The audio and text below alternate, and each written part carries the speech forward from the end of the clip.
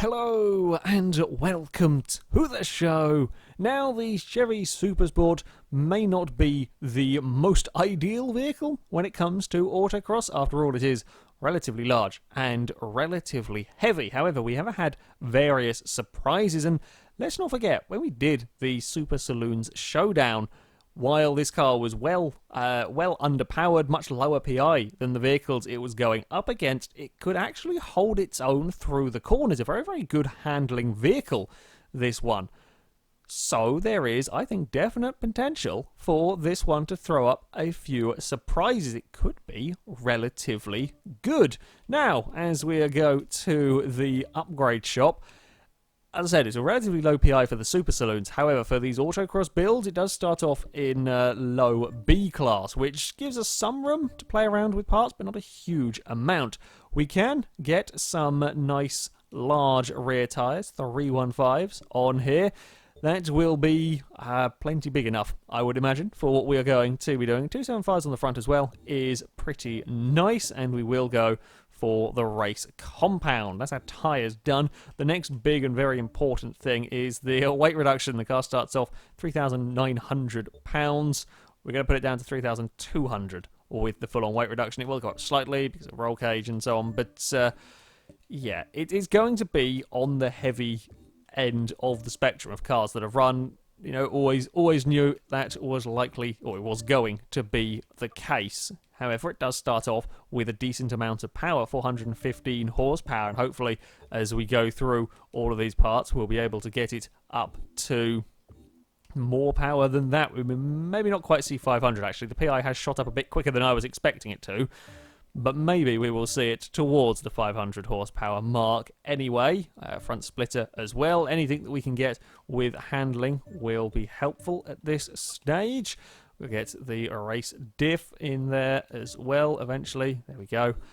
Right, engine-wise, we can't swap the engine, not that I particularly would anyway. The only option is the NASCAR engine, which we're not going to fit in A class. I guess we could possibly... I don't know, we can't get a supercharger onto the vehicle even if we wanted to, as that'll be too much for the PI anyway. So yeah, also the supercharger wasn't quite getting 500 horsepower and it was at just into S class, so I don't think we are going to see 500 horsepower out of this vehicle. Instead, we're probably going to see closer to mid 400s, to be honest. We've got it down to 3,212 pounds. Oopsie, we don't want that. We might be able to get this on... Yeah, we'll go for that, 3,208. And then Vowes will take off some couple of pounds in that one, or we can go for 467 horsepower with that upgrade. It won't save weight, although that's actually at full 700. So if we go 467 horsepower with that, we can then go and get a driveline on the car, which will... I can't quite go for the full driveline, but it'll put us under £3,200, which is good. We have a diff already. Yes, indeed we do. I'm guessing, yeah. Sometimes if we have the sort of the very lower tier gearbox, upgrading it one can lower PI, but that's certainly not the case here, so standard gearbox will be okay. We might as well have a look just in case. We can sneak a flywheel. Indeed we can. We can stick a flywheel on. Quite surprised, actually, that one, but there we go. Flywheel will go on. Okay, we could get a little bit more power, but it would add a fair amount of weight. I was just kind of curious to see what this would do to the vehicle. Yeah, it's not worth it. Not worth it, I don't think, going for that one. Okay, that is our vehicle. 467 horsepower and torque, but relatively heavy. Will the handling be good enough through the corners, though? That is always the big question with this series.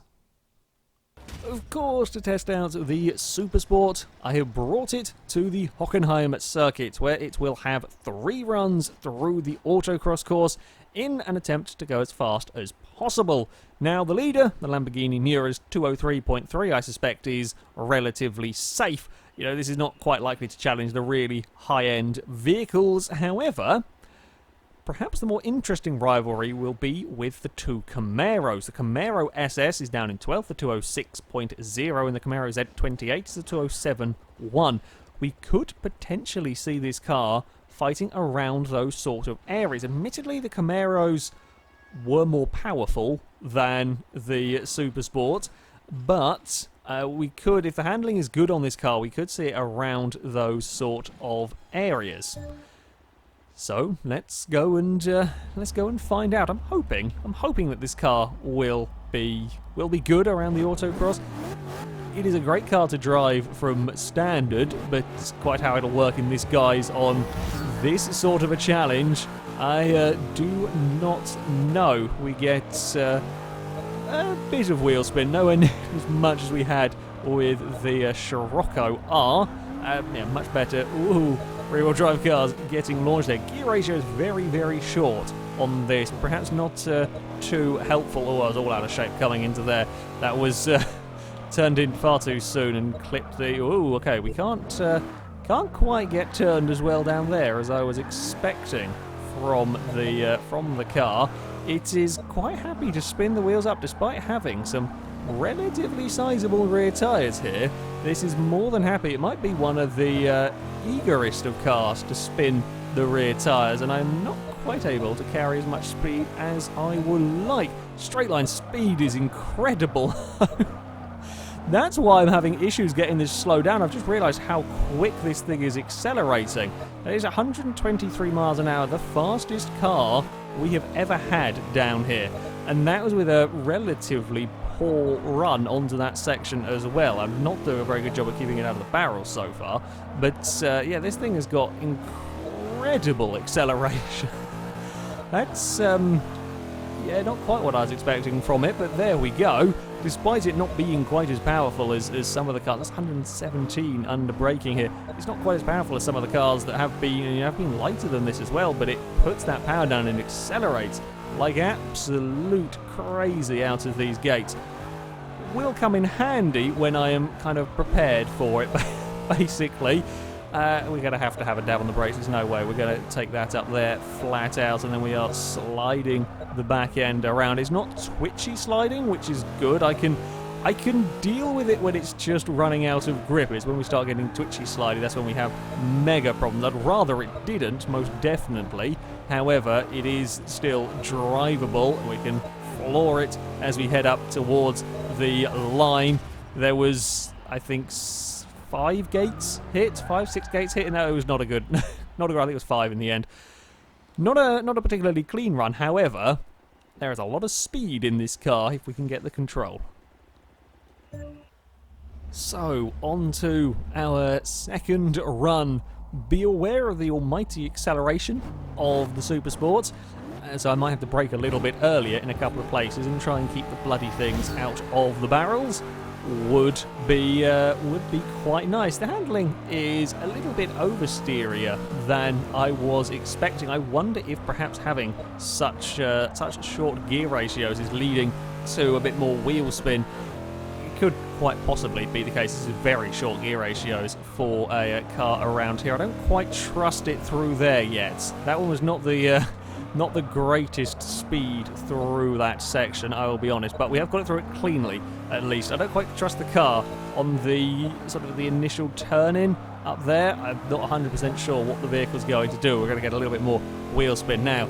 Can we carry as much speed through here? Oh, yeah, about as much speed as we took in the Scirocco, actually. That's better. Oh, I've turned in a little too late that time around, so we're not quite going to get the same ludicrous speed down that back straight. I did indeed have to have a little lift. Still quick though, still 117 miles an hour without being flat out is good going, certainly, from the Chevrolet. Oh, come on now, stop spinning the wheels up, please, car. Let me deploy all of that power, or as much of that power as we can. Things like the Camaros were much better with putting the power down, most definitely, than this SuperSport. You didn't in this. I might have to resort to slightly short shifting in places to try and help it out. It's just not quite able to deliver the power in the same way that the Camaros could. I could be in second gear and absolutely flat out of the corners with the Camaros. and they're okay. They've got no problems. I honestly wasn't expecting a car with 315 rear tyres and I say only 460-ish horsepower. That's still plenty of horsepower, but we've had more powerful cars than that, and they haven't had these wheel spin issues. It is, though, neatly through this next section. I know I made a couple of mistakes on that run. A 209.1 for its...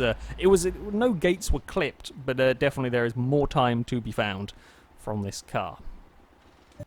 On to the final run for the SuperSport, and I've got to try and find some bravery, find some trust in the car.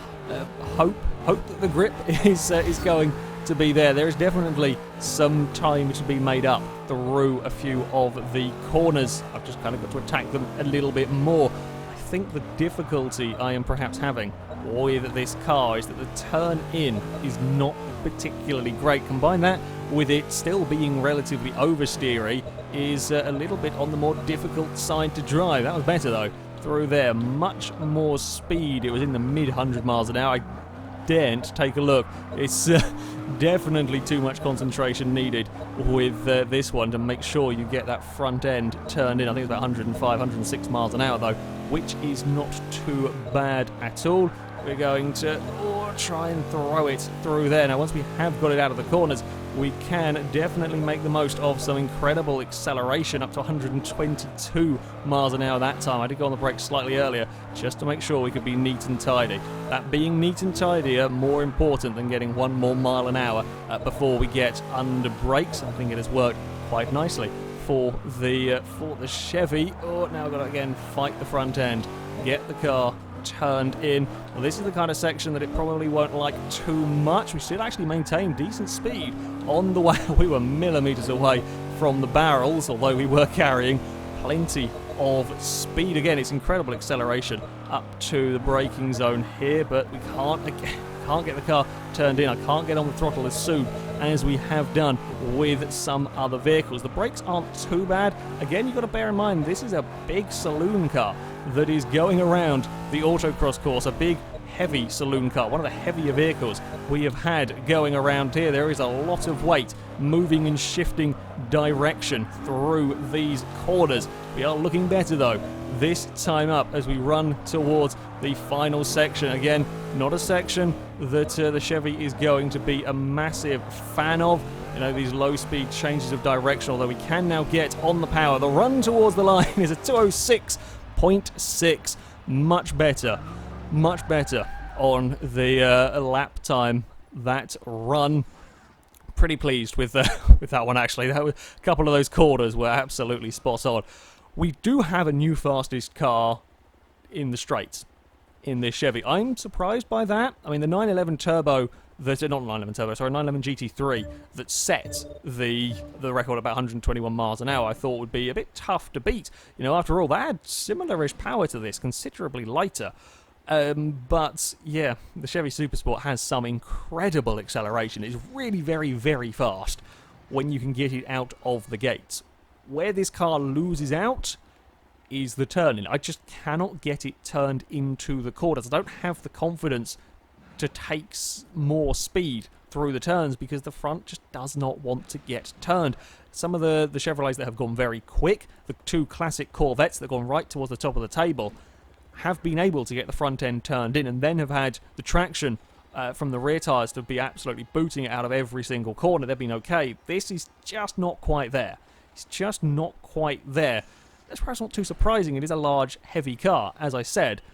And this time is incredibly impressive for a large, heavy saloon car. After all, it puts the vehicle into 21st place.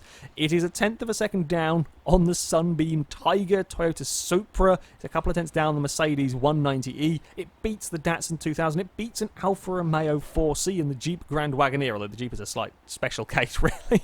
the oddity of the Grand Wagoneer. And it does beat the Camaro Z28 by almost half a second. So, a great time from the car. If it turned in a bit better, this would be a phenomenally impressive vehicle. But even, as it is, still a quick time.